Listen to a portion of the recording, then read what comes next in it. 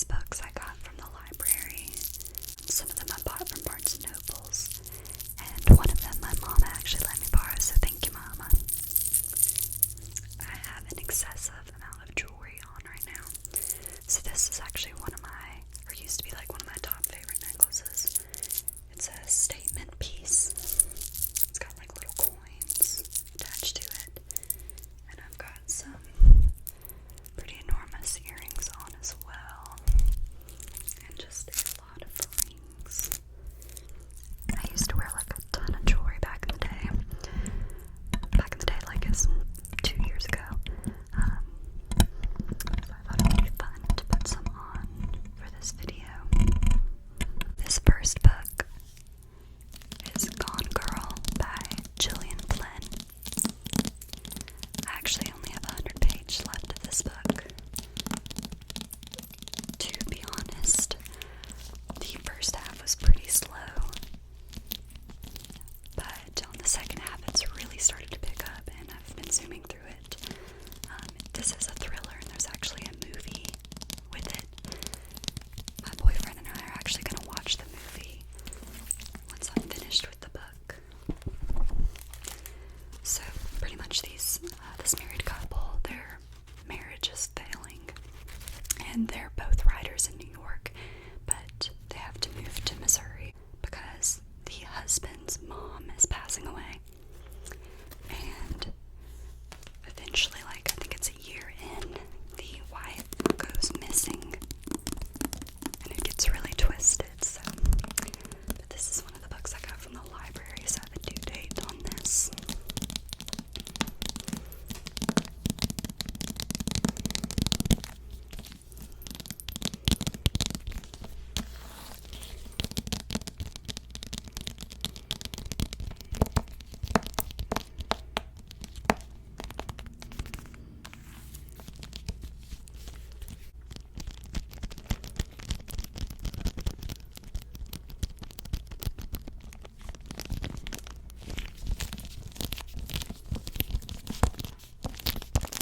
Next book, surprise, surprise, It Ends With Us by Colleen Hoover. Colleen Hoover's been everywhere. I've seen her from like some of the big book people here on YouTube and all over Book Talk.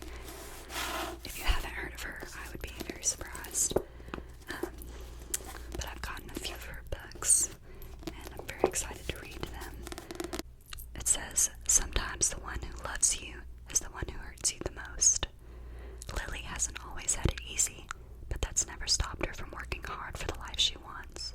She comes a long way from the small town in Maine where she grew up. She graduated from college, moved to Boston, and started her own business. So when she feels a spark with a gorgeous neurosurgeon in Lily's life suddenly seems almost too good to be true. Ryle is assertive, stubborn, maybe even a little arrogant. He is also sensitive, brilliant, and has a total soft spot for Lily. But Ryle's complete aversion to relationships is disturbing. As questions about her new relationship overwhelm her, so do thoughts of Atlas Corrigan, her first love, and a link to the past she left behind. He was her kindred spirit, her protector. When Atlas suddenly reappears, everything Lily has built with Ryle is threatened. I've heard a lot of her books make you cry, and sometimes you just need to cry, so.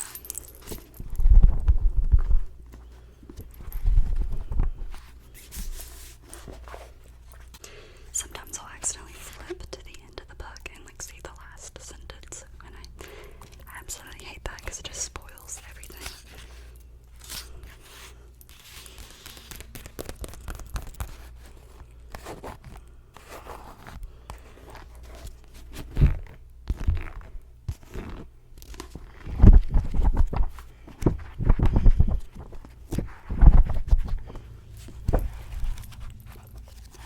The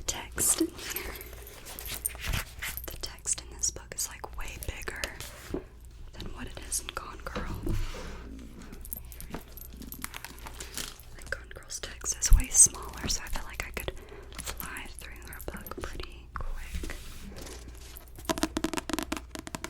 For this next book, this has also been very popular. Malibu Rising by Jenkins, Reid.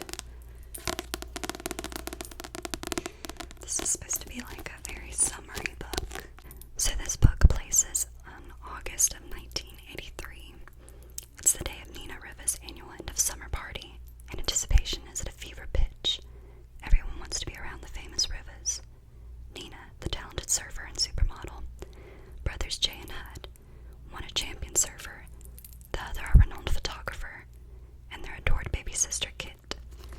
Together, the siblings are a source of fascination, especially as the offspring of the legendary singer Mick Riva. So these people are all big names. By midnight, the party will be completely out of control. By morning, the Riva's mansion will have gone up into flames. But before that first spark, in the early hours before dawn, the alcohol will flow, the music will play, and the loves and secrets that shape the family's generations will all come rising to the surface. Malibu Rising is a story about one unforgettable night in the life of a family. The night that they each have to choose what they will keep from the people who made them, and what they will leave behind.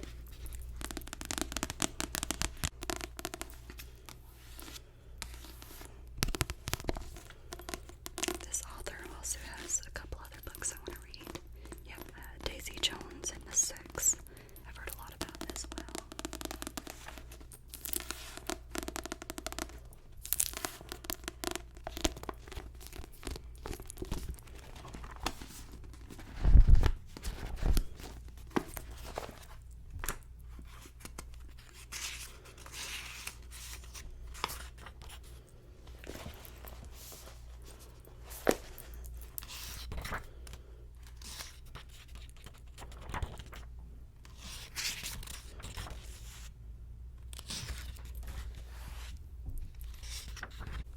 My mama, she does this thing when she reads books. She goes,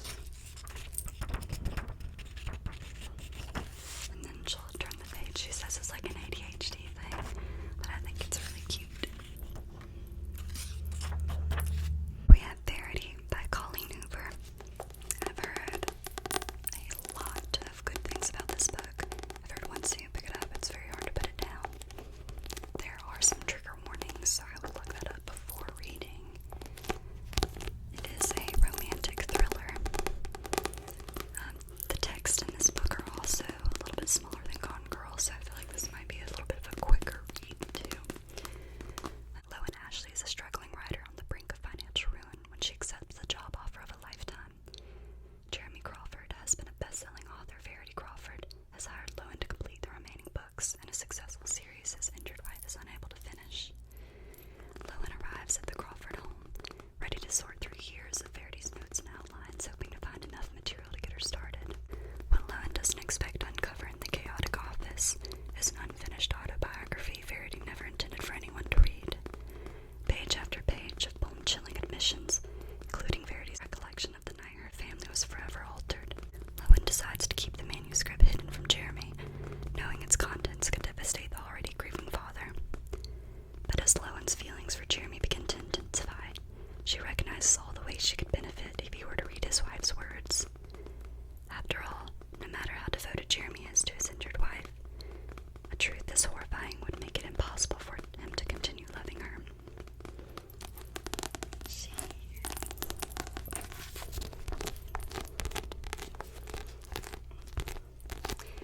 It's super hot in this room. So we have AC units that are in the windows, and I can't have that on or else it'll be like too noisy. So I'm just cooking.